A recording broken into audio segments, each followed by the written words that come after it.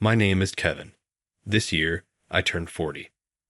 I work at a small-town factory near my home, manufacturing auto parts, mainly car lights. My job is to supervise temporary workers lined up on the assembly line and ensure we deliver the specified lights by the deadline. Some of these workers have issues that trouble me, and one such case is the recently joined Emily Smith. There are no problems with her work or performance. In Emily's case, it's not so much a problem as it is a concern. Emily didn't have lunch again today.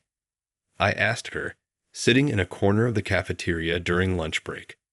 She looked up at me awkwardly. "Yes, I didn't have time to buy," she said. "You can leave the factory to buy some," I suggested. "But wouldn't that be against the company's rules?" she asked. "It can't be helped. If you don't eat properly, it'll affect your work in the afternoon too," I replied. "I'm sorry, but I don't have the money to buy food," she said. Again, she not only doesn't bring lunch, but she also barely has any money on her. Even as a temp, she should be making between $1,800 to $2,000 a month, including overtime. The pay might be low, but it's not so bad that she should always be struggling financially. Plus, she lives with her parents. She should have some money to spend. "Hey, are you managing your money properly?" I asked. "And Emily, you should take more care with your appearance." She looked down as I said this. Emily had just graduated from high school, but frankly, she was unkempt. Although she seemed to bathe, it appeared she wasn't washing her company uniform properly, as it was dirty and worn out.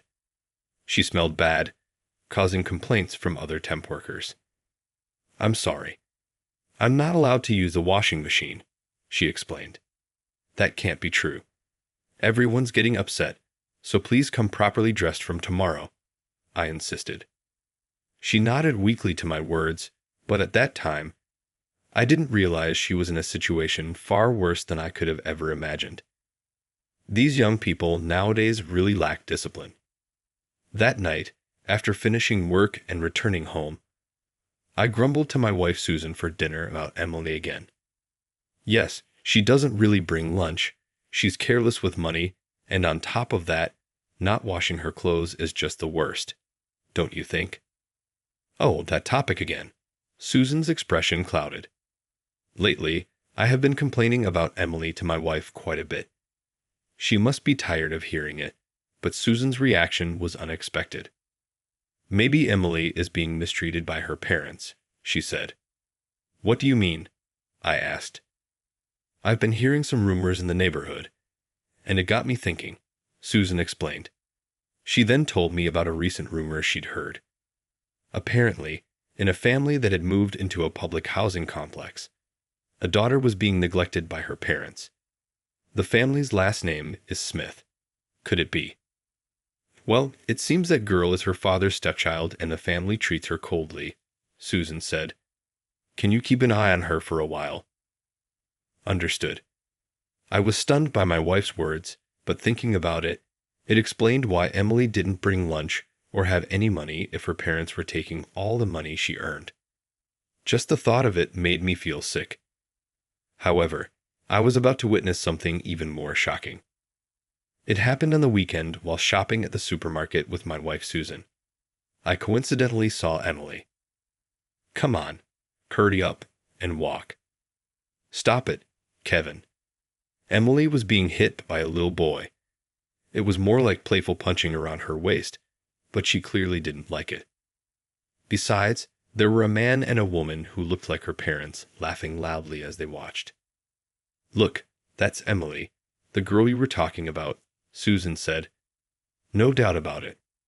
"Excuse me, I'll go over there for a moment," I said.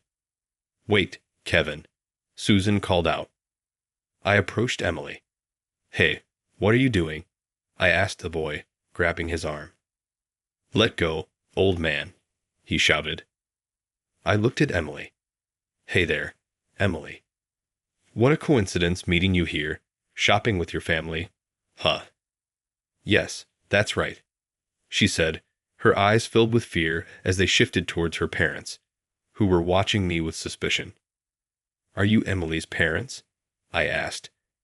I've always been grateful for her help. I'm Kevin, the factory manager. Oh, is that so? Her father responded with a suspicious look and a curt greeting. But then he said something astonishing.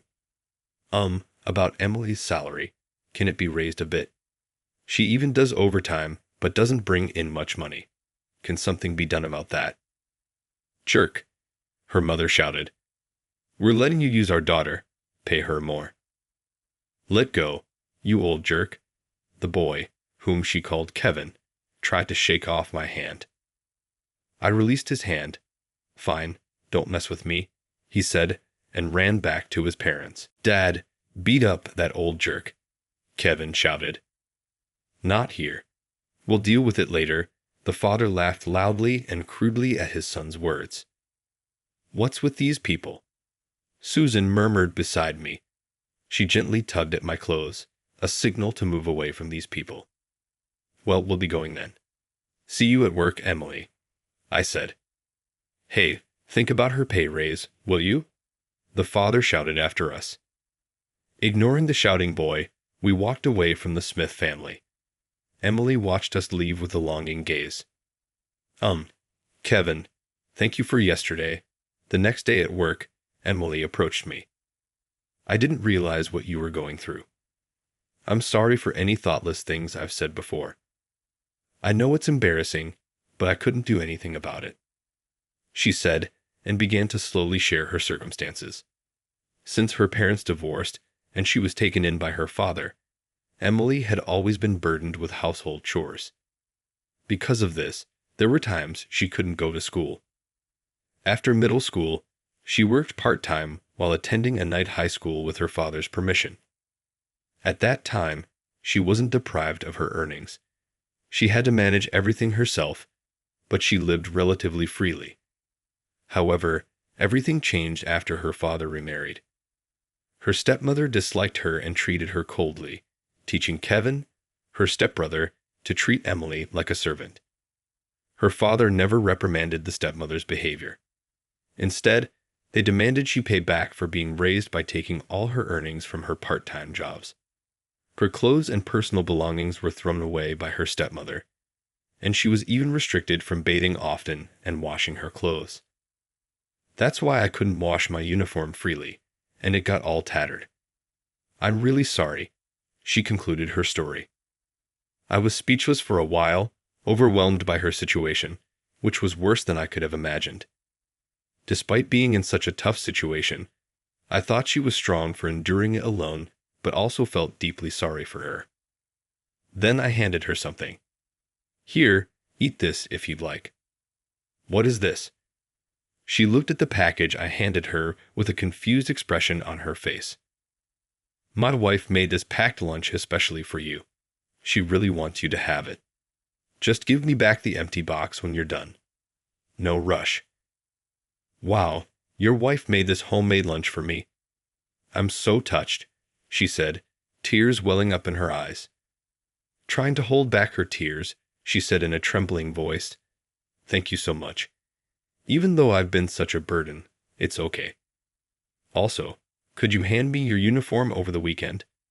My wife is eager to wash it for you. Are you sure? You're doing so much for me, she responded in a tearful voice. That's all we can do for you.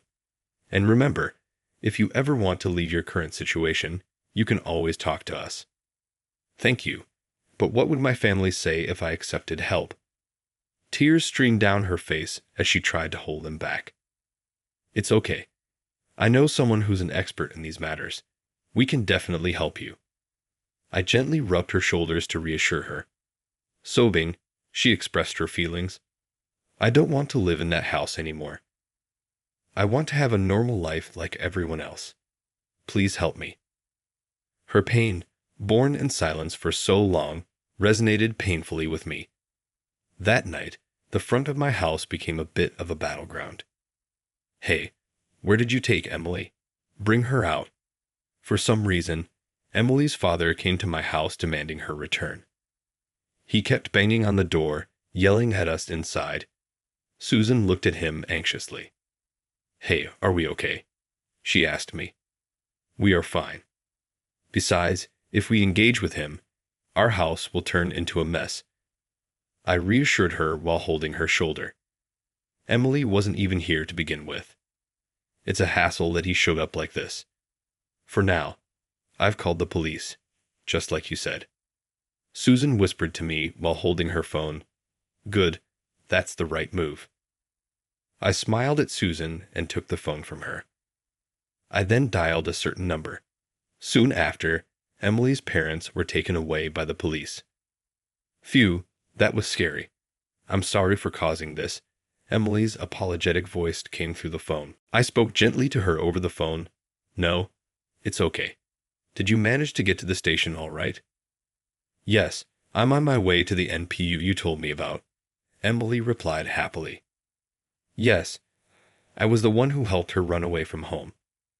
The reason Emily's parents came to my house was that I had advised her to leave a note implying she was heading here. I thought it would buy her some time to escape. But are you sure I'll be accepted? She sounded anxious. Don't worry. Helping kids oppressed by their parents is what that NPU does. Thank you so much. Her voice trailed as she spoke. I could sense her near tears even over the phone.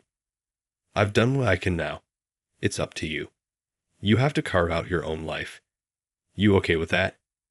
Yes, I'll be fine. You've endured your family's unreasonable treatment for so long. I'm sure you'll be okay, no matter what difficulties you face. Yes. Oh, I've arrived. I'm going to hang up now. All right. Take care. Yes, thank you for everything. With those words, the call ended. I gently moved the phone away from my ear and smiled kindly at Susan beside me. She'll be fine. She's brave enough to ask for help. Susan smiled back and gently held my hand. Later, I heard that the NPU had reported Emily's parents to the police, and they were being investigated. Her stepbrother Kevin was taken in by his father. The next day, when the employees wondered about her absence, I simply said she had moved. Years passed in the blink of an eye. Look, Kevin, we've got a Christmas card from Emily. Really? I exclaimed as Susan handed me the card. In the Christmas card, she appears posing with her husband. She is also holding a cute baby in her arms. All three were smiling happily. She says the baby girl was born healthy last year. We need to send a gift. Emily had successfully severed ties with her parents and started a new family after our intervention. We still catch up over the phone every few months. She's now a mother. She's going to be a great mom. I agree. We smiled at each other while looking at the Christmas card. Though Emily had endured tough times, she was now happily living with her new family. I'm glad I listened to her plea for help back then, and I'm profoundly grateful to Susan for her support. Watching her smile, I thought to myself, I truly wish from the bottom of my heart that she continues to lead a happy life.